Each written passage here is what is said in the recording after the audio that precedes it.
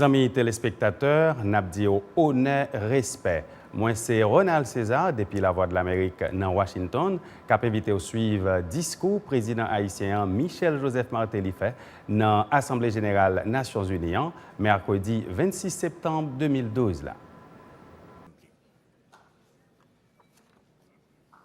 Président.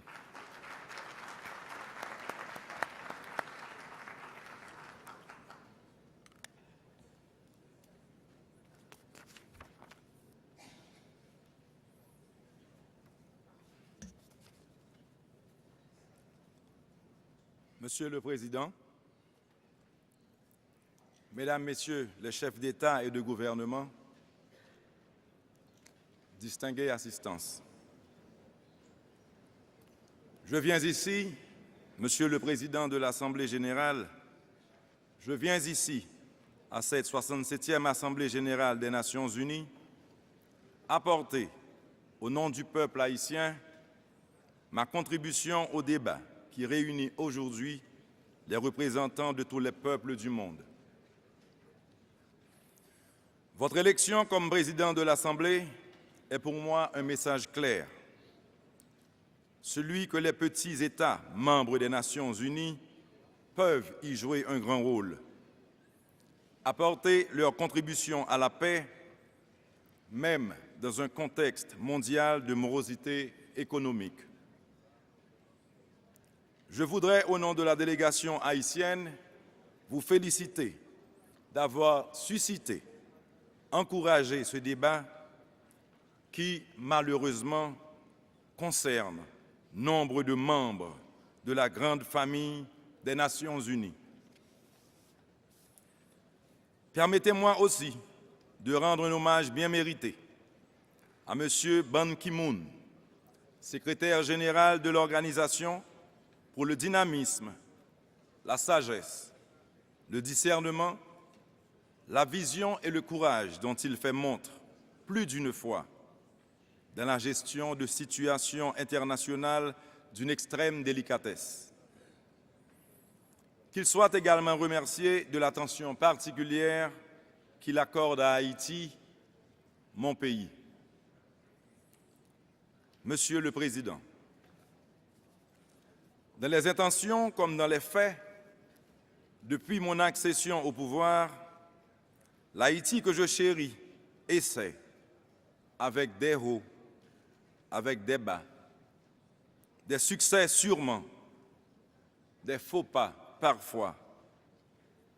L'Haïti que je chéris essaie d'émerger. Je m'y emploie hardiment, courageusement. Je peux le prétendre, l'impulsion est donnée et je ne doute pas que nous pourrons en voir les résultats d'ici quelques mois, d'ici quelques années. Comment pourrait-il en être autrement?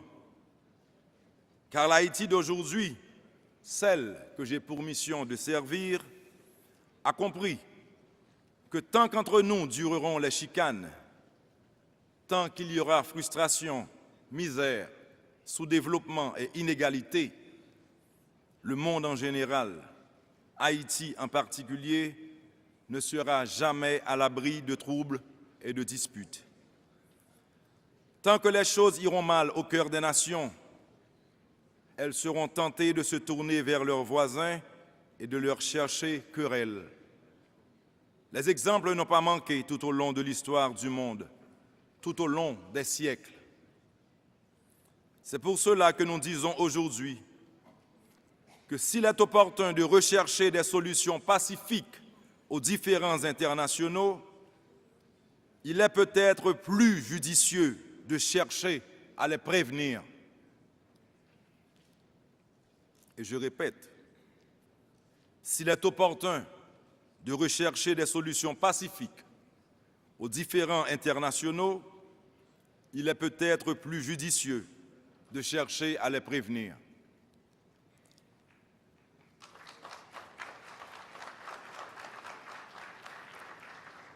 Tant que l'accès à l'eau au grand marché, tant que la juste rétribution des matières premières et la saine compétitivité économique ne seront pas au rendez-vous, des conflits, nous en vivrons toujours. Tant que toute nation unie, nous ne conjuguerons pas nos efforts pour que l'accès à la santé, l'accès au travail, le respect des différences deviennent réalité, nous continuerons d'être confrontés à des conflits et réduits à rechercher péniblement des solutions pacifiques. Monsieur le Président, la parité des genres dont nous nous sommes faits les champions, la démocratie que nous prônons, le traitement égal devant la loi qu'au quotidien nous tâchons de faire appliquer, le respect de l'environnement qui s'inscrit dans notre programme de gouvernement, voilà, à mon sens, des paramètres qui préviennent les mouvements migratoires incontrôlés, les changements climatiques, les guerres inutiles, les massacres à relents religieux, les conflits ethniques, le terrorisme. Dans notre quête commune d'harmonie dans un monde aux cultures différentes et aux religions diverses, nous devrons permettre à des rêves nationaux d'émerger. Des rêves qui peuvent se résumer à offrir la possibilité à chaque homme et à chaque femme, quelle que soit leur couleur, leur religion ou leur tendance politique, de vivre en paix et d'élever leur progéniture dans la dignité. L'Haïti de Toussaint Louverture, voilà plus de 2 siècles, l'avait déjà compris. Mais ces rêves nationaux verront-ils le jour si les engagements pris en vue d'accompagner le développement des pays comme le nôtre ne sont pas suivis des faits? Si préjugés et suspicions de toutes sortes à l'encontre des moins nantis gardent encore la tête dure. Pour prévenir ces différends, il nous faut sur les autres un autre regard. Un regard purifié, j'allais dire, à la fontaine de Siloé. L'Haïti qui souffre l'appel de ses voeux. Monsieur le Président, à la veille de la présidence d'Haïti à la tête de la CARICOM, je répète qu'avec bonne foi et bonne volonté, les choses peuvent changer, car nos destins, de quelque bord que nous puissions être, sont intimement liés.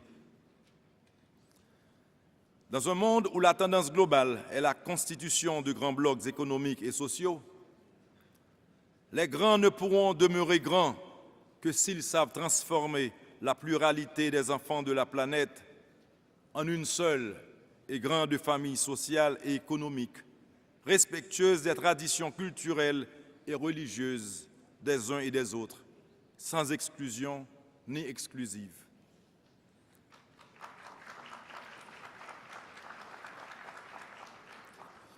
Le nécessaire dialogue doit donc prévaloir entre nous.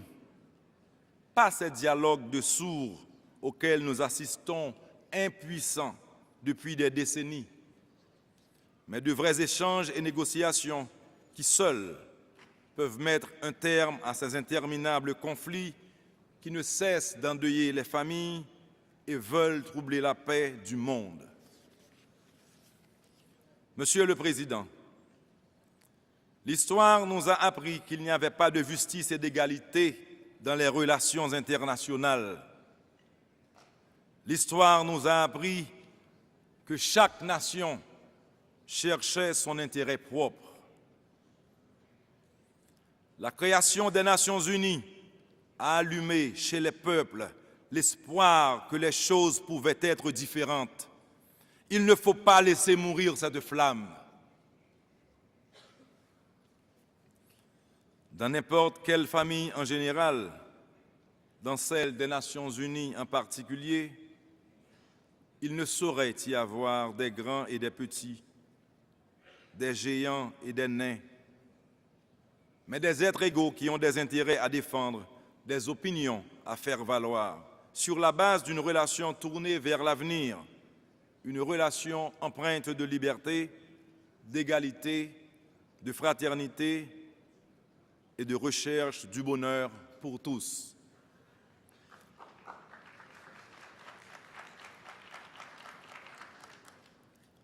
Mais qu'on ne s'y méprenne pas. L'espace idéal pour la paix dans le monde, pour la prospérité et la lutte contre la pauvreté reste le cadre démocratique.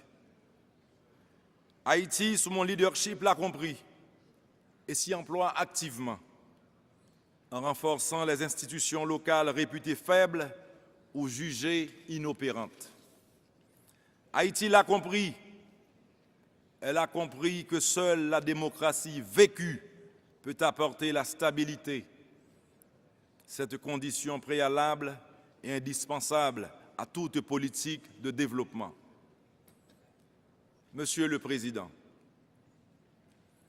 qu'il me soit permis du haut de cette tribune de réitérer solennellement l'urgente nécessité qui nous incombe à tous de cesser de nous battre et d'œuvrer plutôt pour protéger ce bien commun qu'est notre planète, de travailler ensemble à la réduction et la gestion des risques et catastrophes qui endeuillent le monde, ruinent les économies et entravent le développement.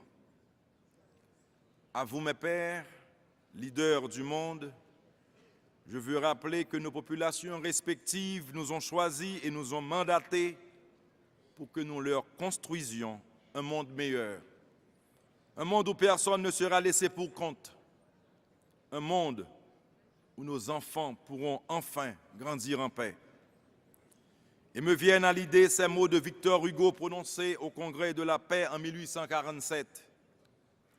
Un jour viendra où il n'y aura d'autre champ de bataille que les marchés s'ouvrant au commerce et les esprits s'ouvrant aux idées.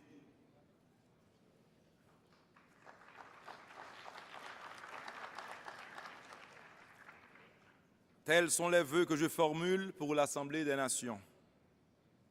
Puisse, bon Dieu, grand maître là, nous bénir et nous éclairer.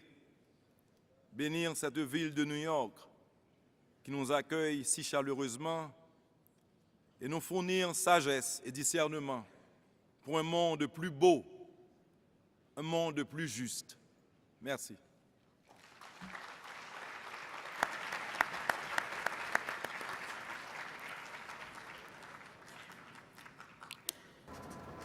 Amis téléspectateurs, La Voix de l'Amérique soit présentée au discours président haïtien Michel Joseph Martelly fait dans l'ONU mercredi 26 septembre 2012. Là. Restez branchés parce que dans quelques minutes, nous allons présenter un programme spécial à côté nous allons faire analyse et commentaires avec 3 invités que La Voix de l'Amérique gagne pour parler de discours président Martelly dans l'ONU avec situation dans le pays d'Haïti.